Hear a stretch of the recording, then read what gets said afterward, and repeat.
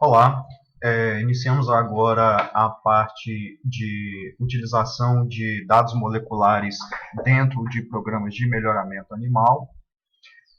E nós temos que a evolução do uso da informação do melhoramento animal, ela vem sendo desenvolvida, né, desde que houve o início científico do melhoramento. Né? Antes, né, nas etapas de domesticação e, posteriormente, as etapas de construção de raças, né, através de seleção visual, né, se utilizavam poucos recursos, né, além da própria intuição da pessoa que pastoreava, né, a pessoa que separava os animais, né, e era tudo baseado em coloração, em um aspecto visual do externo, da parte externa, né, do animal, e com isso existia muito pouco benefício do processo de seleção. Mesmo assim, durante anos e anos, né, a parte de isolamento geográfico dessas populações levou à mudança no mérito genético dessas populações. Né? Claro que isso num processo muito mais lento, muito menos preciso, né? Muito menos acurado. Né? No século XVIII, né, com o início do melhoramento com base científica, né, proposto por Bakewell, né, foi proposto de que a anotação do fenótipo do animal, né, ela era ligada à parte de informação de pedigree, ou seja, informação do seu parentesco.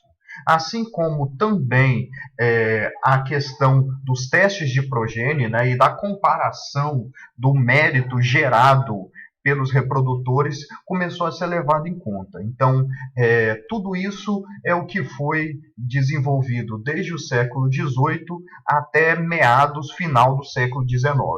No final do século XIX já existiam algumas tecnologias em termos de balanças, unificação de sistemas, do sistema internacional, né, para medidas métricas, né, de comprimento, né, a altura dos animais, a parte de volume de leite produzido, quilos de leite produzido.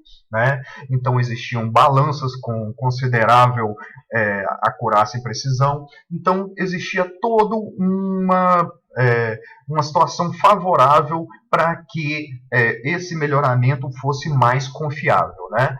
E agora, mais para a década de 30 do século XX, né, a partir das décadas de 1930 e 1940, houve o incremento, né, da confiabilidade, podendo colocar simultaneamente informações de vários desses animais dentro do mérito genético de um animal. Né? Então, não só o pai, né, o pedigree dele, né, como a sua progênie, mas também a informação dos irmãos, a informação de família, né, e a informação de múltiplas características foram incorporadas através de índices de seleção.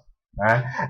Apesar do BLUP, né, a gente põe o BLUP como sendo implementado na década de 80, então de meados de 1984 até 1989, os grandes programas de melhoramento todos adotaram o BLUP. Né? O BLUP é uma metodologia que teve o seu desenvolvimento iniciado lá na década de 1950, 1960. E somente na década de 80, com o avanço da computação, a gente vai ter uma maior confiabilidade, né, uma maior capacidade de cálculo que vai dar esse incremento de confiabilidade que o BLUP proporciona, certo?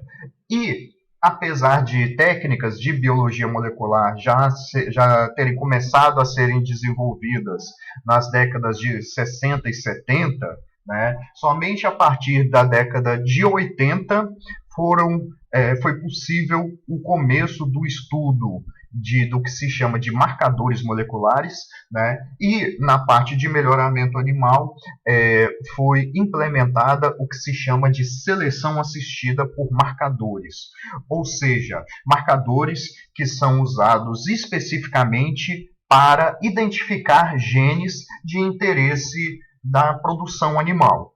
Então, temos, por exemplo, a localização do gene do alotano, que causava um prejuízo na suinocultura, né, devido à formação de carne pálida mole exudativa, né, carne PSE, que causava prejuízos na indústria. Então, essa identificação, bem como a identificação de alelos letais, que são recessivos em gado de leite, e gado de corte, também foram conquistados, né, foram executados na década de 90 e são usados até hoje, essa chamada seleção assistida por marcadores.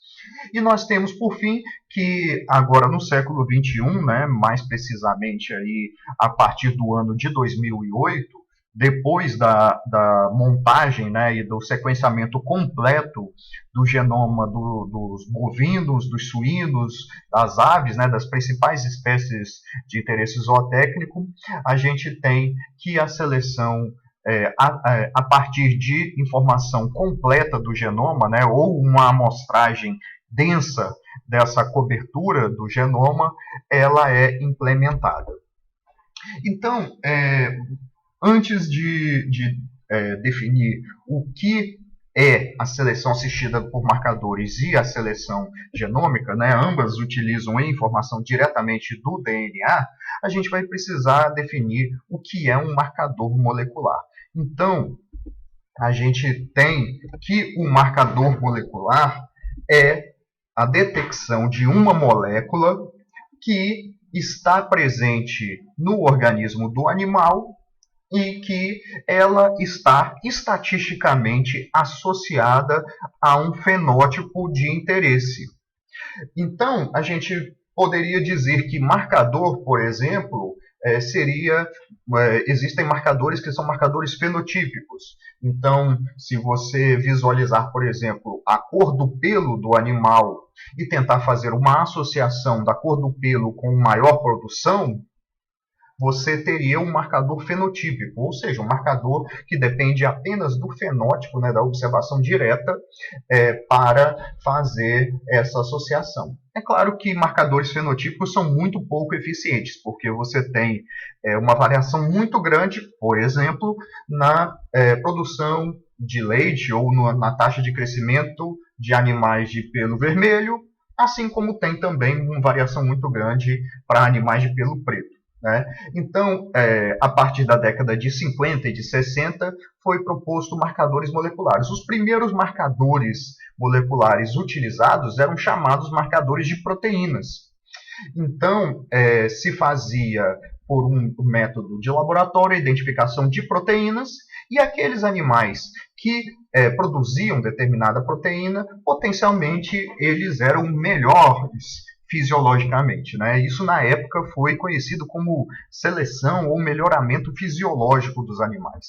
Então, foi usado em muitas abordagens, inclusive no melhoramento de aves para resistência a doenças. Então, durante a década de 60, né, entre a década de 60 e 70, existiam programas de melhoramento no qual a seleção para o tipo sanguíneo das aves tinha como objetivo aumentar a resistência à doença de Marek, que era uma doença que, na época, causava muito prejuízo à avicultura. No entanto,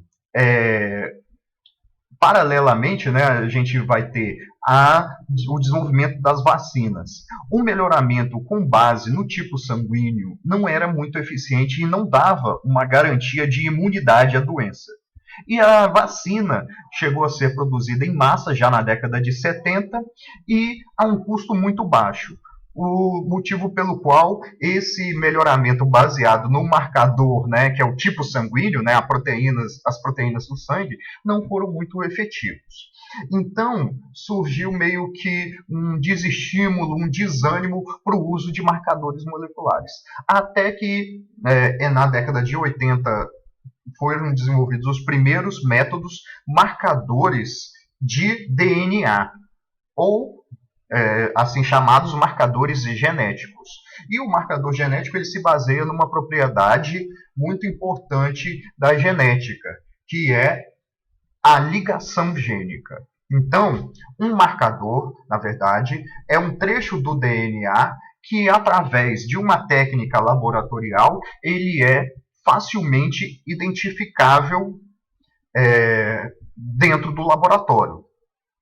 E, comparando diversas dessas sequências de DNA que são identificáveis, a gente pode localizar algumas dessas sequências que estejam associadas com ganho de peso, com o crescimento, com a eficiência alimentar, a produção de leite, a produção de ovos ou qualquer outra característica que a gente vai precisar incrementar na população. Então, o que a gente tem de mais interessante dentro das metodologias, o mais eficiente que nós temos hoje são marcadores diretos, são marcadores genéticos, porque estes vão estar ligados diretamente ao potencial genético do animal e não são alterados pelo ambiente. Então a gente vai falar de marcadores genéticos nesta aula. E antes de iniciar a parte propriamente dita dos métodos de uso da informação molecular, a gente tem algumas definições. Por exemplo, a palavra genoma. Genoma é toda a informação hereditária de um organismo que está codificada em seu DNA. Alguns livros, alguns autores dizem que genoma é o complemento cromossômico do indivíduo, ou seja, o conjunto total de cromossomos que um indivíduo tem. E a ciência que estuda o genoma se chama genômica. Então, a principal aplicação de metodologias genômicas para a melhoria da produção ocorre por meio da inclusão de informações genotípicas em programas de melhoramento de forma gradativa e cumulativa, visando melhorar a eficiência da seleção. Então, a genômica, a informação de DNA, ela não vem sozinha como método único de seleção. Ela vem como um agregador de informações que fazem com que a informação seja obtida em forma mais precoce, já que o animal já nasce com esse determinismo, com essa parte genética, e até o fim da vida vai ter, a maioria das suas células vão estar com esse complemento genético, esse patrimônio genético inalterado para ser observado. Então, pode ser utilizada de maneira bastante confiável num animal jovem.